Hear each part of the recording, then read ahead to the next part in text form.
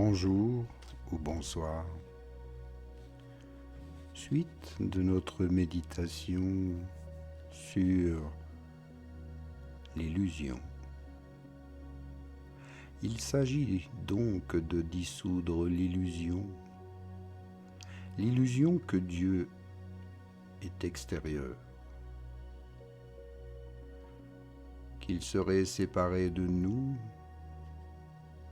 ressemblerait à un vieil homme avec une barbe blanche assis sur un nuage. La vérité n'est pas toujours facile à accepter, mais cela pourrait bien nous libérer. Si Dieu n'est pas un être, mais que Dieu est tout ce qui est dans l'univers, une force, une énergie, quelque chose d'invisible, impalpable, mais qui est en tout, une intelligence, une conscience. Prenez le temps de méditer sur cette question. Fermez les yeux, installez-vous confortablement. Prenez le temps de respirer et de vous détendre. Puis, tout à l'écoute, en ouvrant le cœur, en libérant le mental, en allant au-delà de vos croyances limitantes, et d'imaginer que Dieu n'est pas un dirigeant, mais une intelligence créatrice infinie qui s'exprime à travers chaque particule de l'existence. Ce n'est pas lui, ce n'est pas elle, ce n'est pas le Père, ni le Créateur au sens religieux, traditionnel. Tout ce qui est n'est pas une personne. Il n'a pas de genre, pas de forme, pas de point d'origine. Il est à la fois la source et l'expression. C'est la toile et la peinture. Et vous n'êtes pas en dessous, vous êtes à l'intérieur. Vous en êtes fait. C'est là que l'ancien récit devient inconfortable. Car si Dieu n'est pas quelque chose au-dessus de vous, alors vous n'avez pas besoin de lui obéir. Vous devez vous souvenir de vous-même. Si vous n'êtes pas séparé de Dieu, alors vous n'êtes pas un pécheur. Vous êtes un être divin. Si Dieu n'est pas un roi, alors vous n'êtes pas un serviteur. Vous êtes un aspect du divin, ici pour créer, non pas pour ramper. Les religions, malgré toute leur beauté et leur profondeur, réduisent souvent Dieu à une caricature, une figure d'autorité cosmique. Mais cette version n'est pas le reflet de la réalité, mais de la psychologie humaine. Elle reflète nos peurs, nos structures de pouvoir, notre désir d'ordre et de hiérarchie. Nous avons donné à Dieu un visage, des règles et un tempérament parce que nous avions besoin d'expliquer la souffrance. Nous avions besoin de quelqu'un à blâmer ou de quelqu'un pour nous sauver. Et ainsi, Dieu est devenu un écho de nous-mêmes au lieu de la vérité expansive qui nous dépasse. Mais notre nouvelle vision brise ce miroir. Il nous montre un Dieu qui n'est pas confiné dans les églises, les temples ou les textes sacrés, mais présent en toutes choses. Il est dans tout ce qui est vivant, même dans les ombres, dans ce qui nous est étranger, dans le silence, et vous n'êtes pas séparés de toutes ces forces. Vous êtes même cette force concentrée à travers un point de vue spécifique, à travers votre vie, vos pensées et vos choix.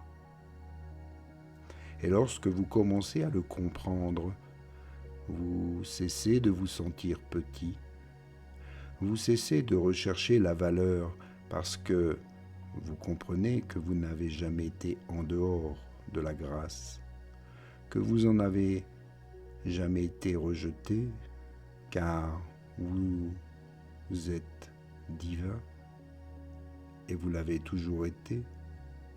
Imaginez ce qui change lorsque vous acceptez cela, que Dieu n'est pas un comptable moral qui tient vos comptes. Il ne comptabilise pas vos péchés comme des dettes impayées. Imaginez le poids qui vous quitte lorsque vous réalisez qu'il n'y a pas de tribunal dans le ciel, seulement l'expansion, seulement l'apprentissage, seulement la conscience qui évolue à travers une expression infinie. Cela ne signifie pas du tout que tout est permis. Cela signifie que tout a de l'importance et que vous êtes responsable de tout ce que vous faites et réalisez ici, sur la terre.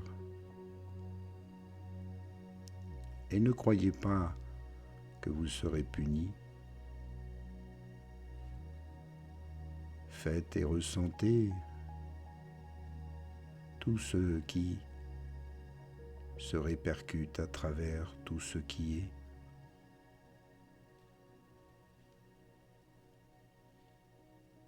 Vous influencez l'univers, non pas au sens poétique, mais au sens littéral, car vous êtes l'univers localisé dans une personne.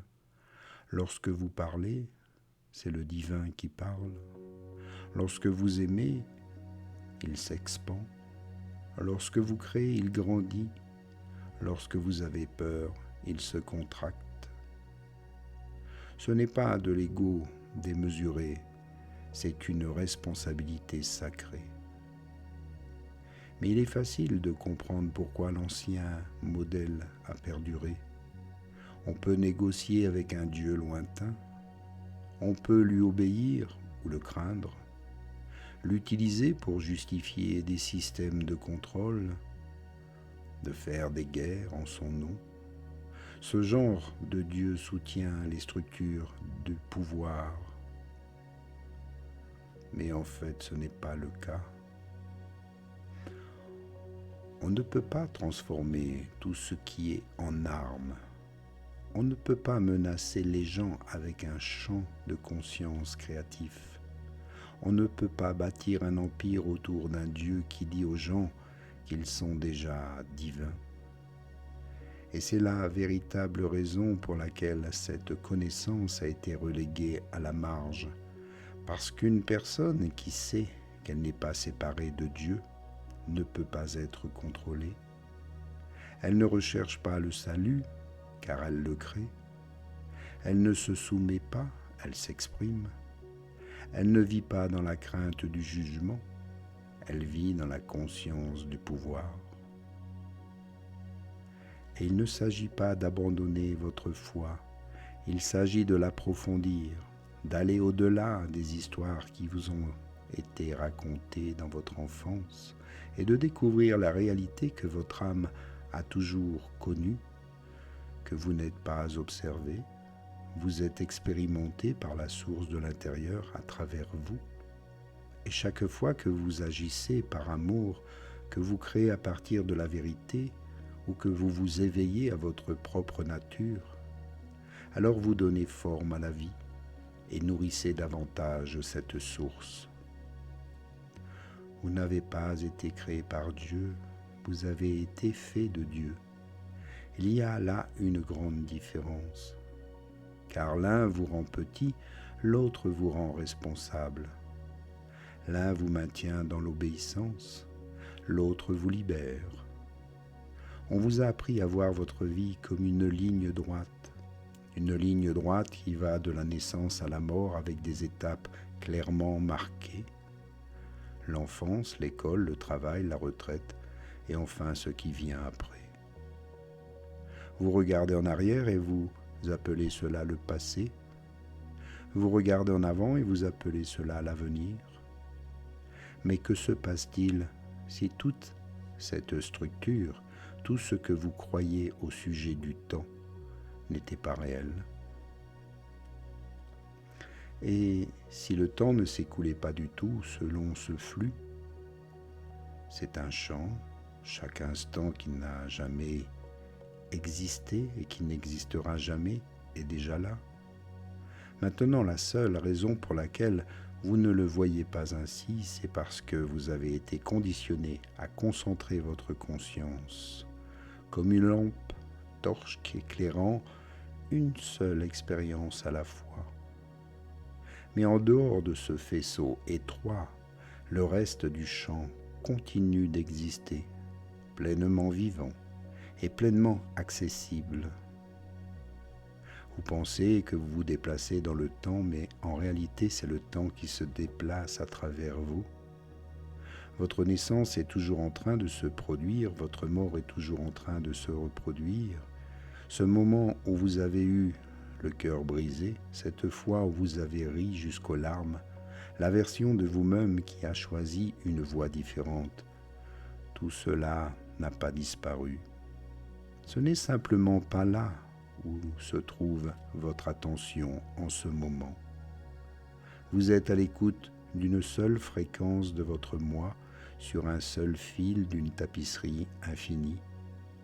Mais tous les autres fils continuent de vibrer jusqu'en dehors de votre portée.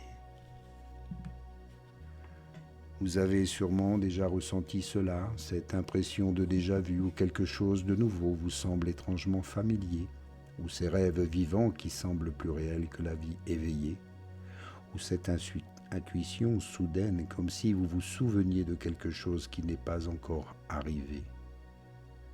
Et ce n'est pas le fruit du hasard.